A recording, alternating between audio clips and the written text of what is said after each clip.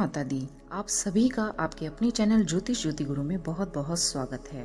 साल 2023 में पड़ने वाले खर मास जो कि मार्च के महीने में लगने वाले हैं, ये कब से कब तक हैं, चलिए इस वीडियो में हम यही पूरी जानकारी जानेंगे।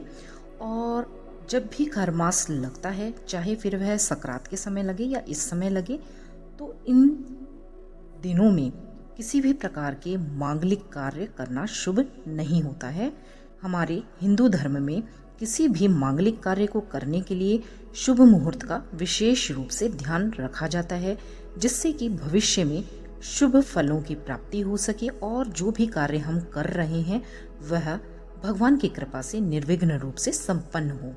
हमारे शास्त्रों के अनुसार माने तो साल में कुछ समय, कुछ दिन बहुत ही ऐसे होते हैं जिनमें कि शुभ मांगलिक कार्यों को करने की बेहद ही मनाही होती है, उनको नहीं करना चाहिए। और अगर इस समय मांगलिक कार्यों को किया जाता है तो ऐसा माना जाता है हमारे शास्त्रों के अनुसार कि जब भी ऐसे समय पर खर मास के दौरान अगर मांगलिक कार्य किए जाते हैं तो उसमें पूर्ण सफलता नहीं मिलती या उनका अंत या उनसे मिलने वाले फल अच्छे प्राप्त नहीं होते हैं। तो इस समय में मांगलिक कार्यों पर रोक लग जाती है। तो चलिए जान लेते हैं साल 2023 के मार्च के महीने में खर मास कब से कब तक है और इस समय पे आपको क्या करना चाहिए, क्या नहीं करना चाहिए। वीडियो को शुरू करें उससे पहले आपसे अनुरोध है कि चैनल पर पहली बार आए हों तो चैनल को सब्सक्राइब अवश्य ही करें और जो भी हमारे पुराने व्यूवर्स चैनल से जुड़े हुए हैं उन सभी का दिल से बहुत बहुत धन्यवाद। तो चलिए वीडियो को आगे शुरू करते हैं। हमारे ज्योतिष के अनुसार सूर्य हर महीने राशि परिवर्तन करते हैं और इस तरह से साल में कुल 12 महीने होते हैं और हमारी राशियां भी 12 ही होती हैं। मेष से मीन राशि 12 राशियां होती हैं। तो इस तरह से 12 महीने में 12 राशियों में सूर्य का गोचर अलग अलग तरह से होता है। हिंदू पंचांग के अनुसार मार्च से अप्रैल के महीने के बीच में एक बार खर मास लगता है और सकरात के समय भी लगता है। तो इस साल 2023 में मार्च के महीने में लगने वाला खर मास या यूं कहें कि सूर्य कुंभ राशि से निकलकर मीन राशि में प्रवेश इस समय पर करेंगे तो खर मास लग जाएगा। तो यह खर मास 15 मार्च से लगने वाला है।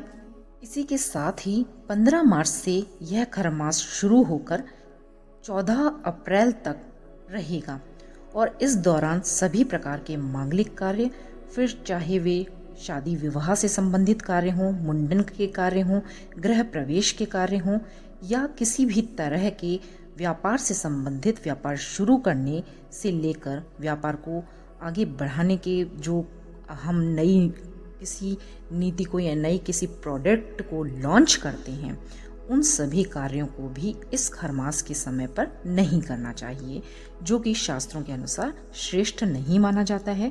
तो हमारी धार्मिक मान्यता के अनुसार खर मास में सूर्योदय से पहले ही हमें उठ जाना चाहिए। स्नान आदि से निवृत्त होकर भगवान सूर्यदेव को 1 लोटा जल का अर्घ्य अवश्य ही देना चाहिए। इस तरह से हमें खर मास में पूजा करनी चाहिए। तो सबसे पहले भगवान गणेश का नाम लेते हुए भगवान सूर्यदेव को जल अर्पित करना चाहिए, उनकी पूजा करनी चाहिए और साथ ही भगवान विष्णु जी की भी पूजा करनी चाहिए। तो माँ लक्ष्मी के साथ विष्णु जी की पूजा अवश्य ही करें खर मास के समय पर।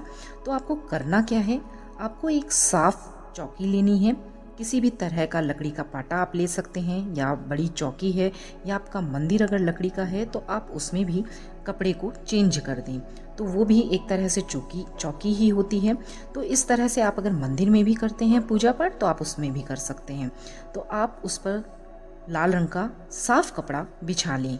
लाल नहीं है, पीला है तो पीला भी बिछा सकते हैं, दोनों ही कपड़े शुभ माने जाते हैं। लेकिन आप एकदम नया कपड़ा बिछाएं, पहले से ही ले आएं। दूध से भगवान विष्णु जी की प्रतिमा का अभिषेक करें। कच्चा दूध आपको लेना है। अगर आपके घर में लड्डू गोपाल हैं तो आप उनका अभिषेक करें, क्योंकि वो भी विष्णु जी का ही स्वरूप हैं। फिर उन्हें पीले फल, फूल, नैवेद्य, तुलसी दल अवश्य ही अर्पित करें और इसी के साथ ही 5 तरह के मेवे आप अर्पित करें। 5 मेवे नहीं हैं तो एक तरह का मेवा अगर है तो उसी की 5 आप संख्या रख दें। इस तरह से आप पूजा अर्चना करें। पूजा स्थल पर आपको धूप दीप जलानी चाहिए। खर मास की कथा करनी चाहिए, या आपको नहीं आती है तो आप YouTube चैनलों से सुन भी सकते हैं। तो इस तरह से आप हर मास में कथा करें, भगवान विष्णु की आरती करें, भगवान विष्णु के मंत्रों का जाप करें, माँ लक्ष्मी के मंत्रों का जाप करें। इसी के साथ ही खर मास में गीता का पाठ करना भी बेहद ही शुभ माना जाता है, बहुत ही श्रेष्ठ होता है। इस खर मास के महीने में ब्राह्मणों को, गरीबों को, ज़रूरतमंदों को अगर आप कुछ ना कुछ दान देते हैं तो आपके जीवन में बहुत ही श्रेष्ठता आपको प्राप्त होती है। कहा जाता है कि इस समय पर दान पुण्य का फल कई गुना ज़्यादा होकर प्राप्त होता है। तो खर मास के समय में दान पुण्य हर व्यक्ति को अपनी श्रद्धा के अनुसार और अपनी जेब के अनुसार अवश्य ही करना चाहिए। जितना सामर्थ्य होता है आपका, उतना आपको दान पुण्य अवश्य ही करना चाहिए। तो इन बातों का आपको ध्यान विशेष रूप से खर मास में रखना चाहिए। इस तरह से आपको भगवान की पूजा पाठ करनी चाहिए। तो चलिए, ये तो था पूजा विधि, किस तरह से आपको खर मास में करनी है, किस तरह से आपको भगवान का स्मरण करना है। भगवान का स्मरण आप श्रद्धा से करें, भावों से करें, वो आप करते ही हैं। ये आपको थोड़ी सी एक विधि बताई थी मैंने। तो चलिए अब जानते हैं कि खर मास के महीने में आपको क्या करना चाहिए और क्या नहीं करना चाहिए। तो आपको सूर्य देव की पूजा के समय सूर्य देव से संबंधित मंत्रों का जाप अवश्य ही करना चाहिए। आपको कोई मंत्र नहीं आता है तो आप सबसे सरल मंत्र है भगवान सूर्य का ओम घृणी सूर्याय नमः। इस मंत्र का जाप करते हुए 7 बार आप जाप करते हुए सूर्य देव को अर्घ दे सकते हैं। अन्यथा आप एक माला का जाप या अपनी श्रद्धा अनुसार जितना जाप करें तो श्रेष्ठ रहेगा। कम से कम 7 बार तो आपको जाप करना ही चाहिए। इसी के साथ ही खर मास के महीने में सूर्य देव भगवान विष्णु जी की पूजा आपको करनी है, ये मैंने आपको बता ही दिया। विष्णु भगवान की पूजा के साथ ही माँ लक्ष्मी की पूजा भी करनी चाहिए, मतलब जोड़े से आपको पूजा करनी चाहिए, क्योंकि विष्णु भगवान और माँ लक्ष्मी पति पत्नी हैं। तो जब आप माँ लक्ष्मी का आशीर्वाद प्राप्त करना चाहते हैं या भगवान विष्णु का आशीर्वाद प्राप्त करना चाहते हैं तो दोनों की संयुक्त रूप से पूजा आपको अवश्य ही करनी चाहिए।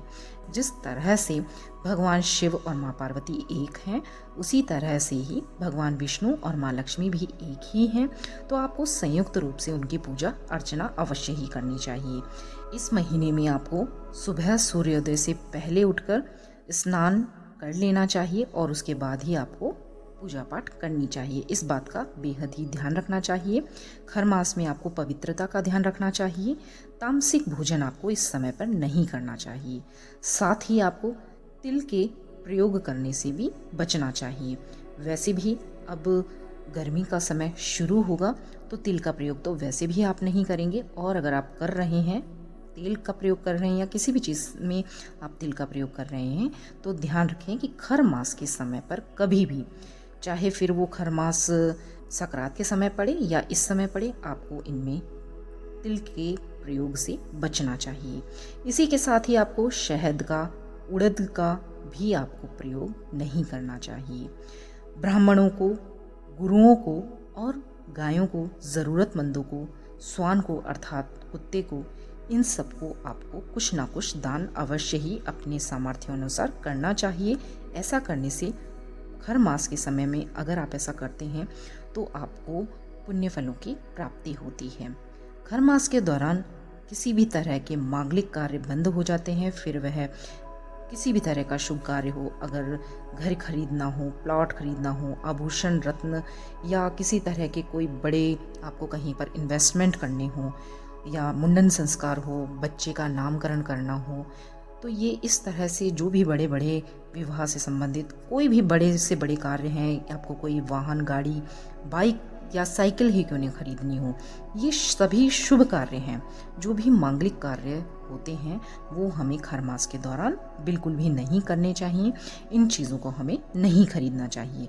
आप खर मास से पहले बुक कर लें। आपको अगर कोई चीज़ पसंद आ रही है और उसका अगर स्टॉक ख़त्म होने वाला है, तो आप उसे पहले बुक कर लें। अगर आपके पास उस समय पैसे नहीं हैं तो आप उसे पहले बुक कर लें, ले आप खर मास के बाद आएँ।